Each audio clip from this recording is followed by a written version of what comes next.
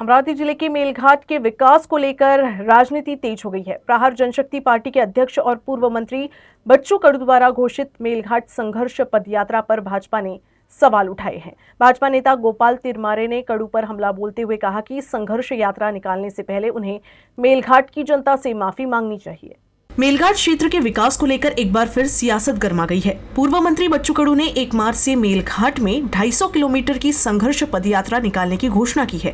उन्होंने कहा कि ये यात्रा मेलघाट के आदिवासी, शिक्षा और विकास के मुद्दे को लेकर निकाली जाएगी।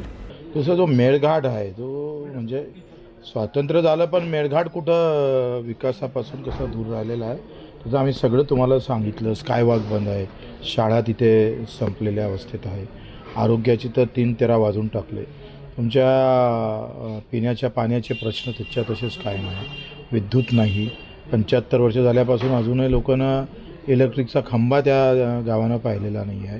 अशा बिकट अवस्थेवर खरं तर आम्ही ही यात्रा काढतो आहे, मेळघाट संघर्ष यात्रा। आणि या सगळ्या यात्रेमध्ये अजूनही 4-4 महिने झाले त्या मजुराला मजुरी भेटत नाही। हे सगळे विषय घेऊन ये 1 मार्च ते 8 मार्चपर्यंत गांधीजीच्या मार्गाने आम्ही ही यात्रा काढू। 9 मार्चला त्याचे भगतसिंगगिरीमध्ये सुरुवात होईल। अतिशय उग्रपणे त्याचे प्रश्न आम्ही सरकारच्या समोर आणणार आहोत, त्यावर सरकारने निर्णय घेतले पाहिजे। लेकिन भाजपा ने इस पदयात्रा पर सवाल उठाए हैं। भाजपा के मेलघाट जिला उपाध्यक्ष गोपाल तिरमारे ने तीखी प्रतिक्रिया देते हुए कहा कि जब बच्चू कडू 2 साल तक 9 विभागों के मंत्री रहे तब मेलघाट का विकास क्यों नहीं किया गया।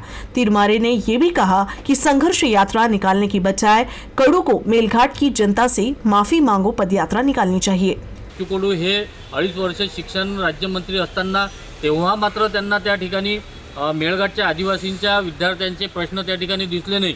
त्या ठिकाणी त्यांनी मेळघाटच्या आदिवासींच्या विद्यार्थ्यांकरिता शिक्षणासाठी काहीच केलं नाही। परंतु आता सत्तेत नसताना मेळघाटच्या समस्या आणि मेळघाटचा विकास त्यांना आता मात्र दिसू लागला। म्हणजे खऱ्या अर्थानं जेव्हा ते सत्तेत होते, जेव्हा त्यांचा पक्षाचा आमदार त्या ठिकाणी होता, तेव्हाच जर त्यांनी मेळघाटच्या समस्येकडे लक्ष दिलं असतं तर आज त्यांना मेळघाट संघर्ष पदयात्रा काढण्याची गरज भासली नसती। दोनों नेताओं के बीच पहले से ही राजनीतिक और न्यायालयीन विवाद चल रहे हैं और अब इस बयानबाजी से सियासी टकराव और बढ़ता दिखाई दे रहा है।